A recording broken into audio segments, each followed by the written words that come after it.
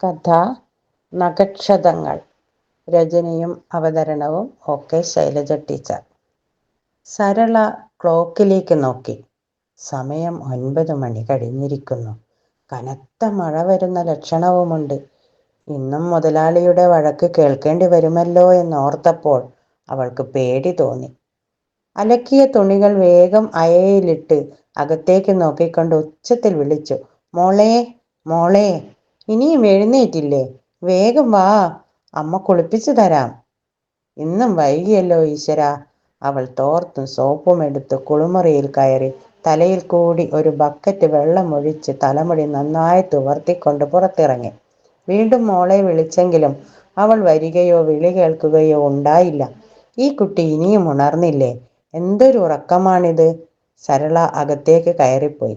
അനുമോൾ മുറിയിലില്ലായിരുന്നു. മോളിതെവിടെ പോയി? പരിഭ്രമത്തോടെ വീണ്ടും ഉറക്കെ വിളിച്ചു, മോളെ മോളെ. അപ്പോഴാണ് ടോയ്ലറ്റിൽ നിന്നും ഒരു ഞരക്കം കേട്ടത്. അനുമോളുടെ ശബ്ദമാണല്ലോ. ഈശ്വര, മോളെ. നിലവിളിയോടെ സരള അവിടേക്ക് ഓടി. വാതിൽ തുറന്നു കിടക്കുന്നു.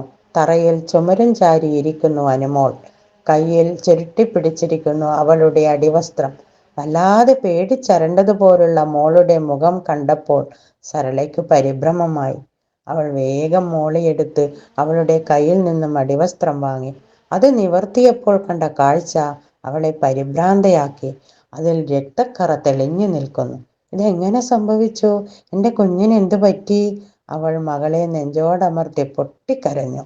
2 ഹൃദയങ്ങളുടെ ആർത്തനാദം ആരും കേൾക്കാനില്ലാതെ അന്തരീക്ഷത്തിൽ ലയിച്ചു. സരള വേഗം മോളെ കുളിപ്പിക്കുന്നതിനിടയിൽ അനുവിൻ്റെ രഹസ്യഭാഗത്ത് കണ്ട ക്ഷതങ്ങൾ അവളെ ഭയചകിതയാക്കി. കുളിപ്പിക്കുമ്പോൾ മോൾക്ക് വേദനിക്കുന്നുവെന്നുകൂടി പറഞ്ഞപ്പോൾ ആ മാതൃഹൃദയം പിടഞ്ഞു. തളർന്നു വീഴുമെന്ന് അവൾക്ക് തോന്നിയെങ്കിലും ഒരു ഉൾവിളി പോലെ മോളെയും എടുത്ത് ആശുപത്രിയിലേക്ക് ഓടി. കരഞ്ഞു കലങ്ങി പേടിച്ചരണ്ട മുഖവുമായി ഓടിക്കിതച്ച് തൻ്റെ അടുത്തെത്തിയ കൂട്ടുകാരിയെയും ക്ഷീണിതയായ കുഞ്ഞിനെയും കണ്ടപ്പോൾ ഡോക്ടർ രേവതിക്ക് പന്തികേട് തോന്നി. സരളയുടെ ക്ലാസ്മേറ്റായിരുന്നു ഡോക്ടർ രേവതി. സരളയ്ക്ക് എല്ലാ സങ്കടങ്ങളും ഇറക്കി വെക്കാനുള്ള ആശ്വാസത്തുരുത്തായിരുന്നു അവർ. സരള കാര്യങ്ങൾ വിശദമായി പറഞ്ഞു.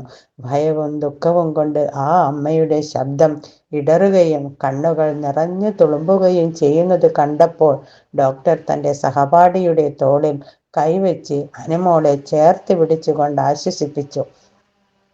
മോള് വിഷമിക്കണ്ടാട്ടോ, പേടിക്കേം വേണ്ട. മോളെ ആൻറ്റി ഒന്ന് പരിശോധിക്കട്ടെ.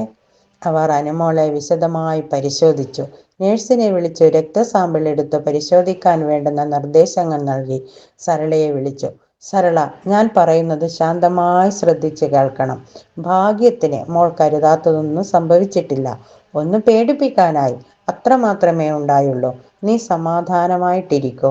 റിസൾട്ട് വരട്ടെ, നമുക്ക് നോക്കാം. ഭയപ്പെടാതിരിക്കൂ, എന്തിനും ഞാനുണ്ട് കൂടെ.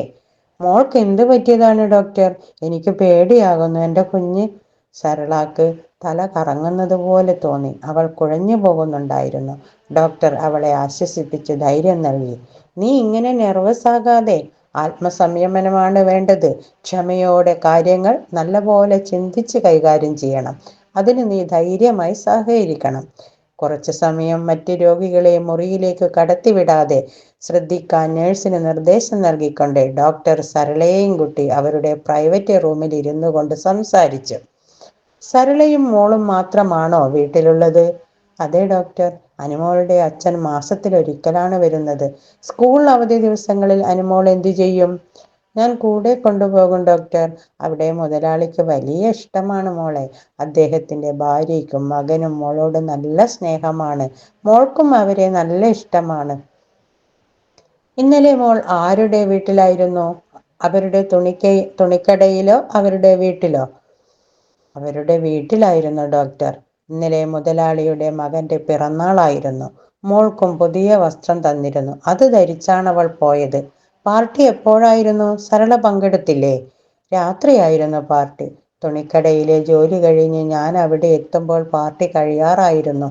മോള് അവരോടൊപ്പം ഭക്ഷണം കഴിക്കുകയായിരുന്നു. ഞാൻ മുതലാളിയുടെ ഭാര്യയെ അല്പം സഹായിച്ചു. അവരോടൊപ്പം ഇരുന്ന് ഭക്ഷണം കഴിച്ചു. അപ്പോഴേക്കും മോൾ ഉറങ്ങിയിരുന്നു. പിന്നെ ഓട്ടോ പിടിച്ചാണ് ഞങ്ങൾ വീട്ടിലെത്തിയത്. നല്ല ക്ഷീണമുണ്ടായിരുന്നതുകൊണ്ട് ഞാനും വേഗം കിടന്നുറങ്ങി. മോൾ ഉറങ്ങിപ്പോയെന്ന് പറഞ്ഞല്ലോ, എവിടെയായിരുന്നു മോൾ ഉറങ്ങിയത്? എന്താണ് ഡോക്ടർ, എന്ത് പറ്റിയതാണ് എൻ്റെ മോൾക്ക്? നീ സമാധാനത്തോടെ എൻ്റെ ചോദ്യങ്ങൾക്ക് മറുപടി പറയൂ. പേടിക്കാനൊന്നുമില്ലെന്ന് ഞാനല്ലേ പറഞ്ഞത്. മോള് മുകളിലെ മുറിയിലായിരുന്നു. മോൾ ഉറങ്ങിപ്പോയെന്ന് പറഞ്ഞ് അവളെ എടുത്ത് താഴെ കൊണ്ടുവരികയായിരുന്നു മുതലാളി. അല്പസമയം ഡോക്ടർ ആലോചനയിലാണ്ടു. ഇത്തരം കേസുകൾ മുൻപും തൻ്റെ മുന്നിൽ എത്തിയിട്ടുള്ളതും അതൊക്കെ വേണ്ട വിധം കൈകാര്യം ചെയ്ത് എക്സ്പീരിയൻസ് ഉള്ളതും കൊണ്ട് ഡോക്ടറുടെ മനസ്സിലൂടെ പല ചിന്തകളും കടന്നുപോയി. അടുത്ത ദിവസങ്ങളിലായി എല്ലാത്തിലും ഇരകൾ നിഷ്കളങ്കരായ കുഞ്ഞുങ്ങളാണല്ലോ. വേട്ടക്കാരോ, പല്ലുകൊഴിഞ്ഞ സിംഹങ്ങൾ, അല്ലെങ്കിൽ മീശ മുളച്ചു വരുന്ന കൗമാരക്കാർ. ഓരോ ശിശുരോദനത്തിലും കേൾക്കുന്നു കവി പാടിയതുപോലെ 1,000,000 ഈശ്വര വിലാപങ്ങൾ. എന്നിട്ടും ഒരു ഈശ്വരനും കണ്ണു തുറക്കുന്നില്ലല്ലോ. ഡോക്ടർ സരളയെയും കൂട്ടി കൺസൾട്ടിംഗ് റൂമിലേക്ക് വന്നു.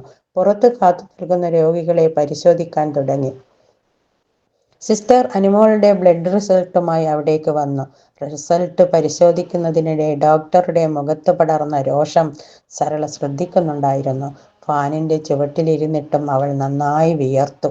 ഡോക്ടർ, സരളെ, അനുമോളെ ഏതോ തന്തയില്ലാത്തവൻ ബലം പ്രയോഗിച്ചതിന്റെ ക്ഷതങ്ങളാണ് മോളുടെ ശരീരത്തിൽ കണ്ടത്. മുഴുവൻ കേൾക്കാനാവാതെ സരള വിങ്ങിപ്പൊട്ടി. പരിസരം മറന്നവൾ പൊട്ടിക്കരഞ്ഞു. ഡോക്ടർ, എൻ്റെ മോളെ എല്ലാവർക്കും ഇഷ്ടമായിരുന്നല്ലോ. കുഞ്ഞല്ലേ അവൾ. എൻ്റെ കുഞ്ഞിനോട് ആരാണ് ഈ ക്രൂരത ചെയ്തത്? മനസാക്ഷിയില്ലാത്ത ആ ദ്രോഹി ആരായിരിക്കും? സരള ഏങ്ങലടിക്കുന്നതിനിടയിൽ പറഞ്ഞു.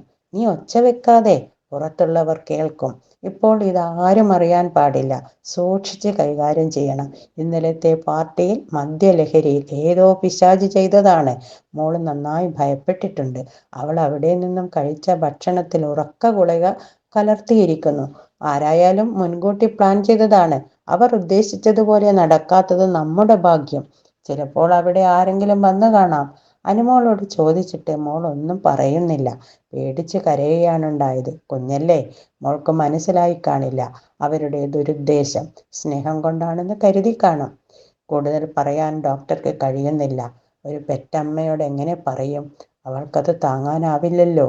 അവർ തൻ്റെ ഉള്ളു പിടയുന്നത് നിയന്ത്രിച്ചുകൊണ്ട് സരളയെ സമാധാനിപ്പിച്ചു. നീ വേവലാതിപ്പെടാതെ, മരുന്ന് കുറിച്ചു തരാം. 2 ദിവസം ഇവിടെ ആശുപത്രിയിൽ നിൽക്കട്ടെ. മോളൊന്ന് റിലാക്സ് ആകട്ടെ. മോളോട് ഇതേപ്പറ്റി ഇനി ഒന്നും സംസാരിക്കേണ്ട. സരളയുടെ കണ്ണുമുഖം നന്നായി തുടക്കൂ. മോളെ സങ്കടപ്പെടുത്താതെ നോക്കണം. വിനോദിന്റെ നമ്പർ തരൂ. ഞാൻ കാര്യങ്ങൾ വേണ്ട വിധത്തിൽ അറിയിച്ചു കൊള്ളാം. മോൾ ഡിസ്ചാർജ് ആയാൽ ഞാൻ വീട്ടിലോട്ട് വരാം. നീ തൽക്കാലം കുറച്ച് ദിവസം ലീവ് എടുത്ത് മോൾക്കൊപ്പം തന്നെ നിൽക്കൂ.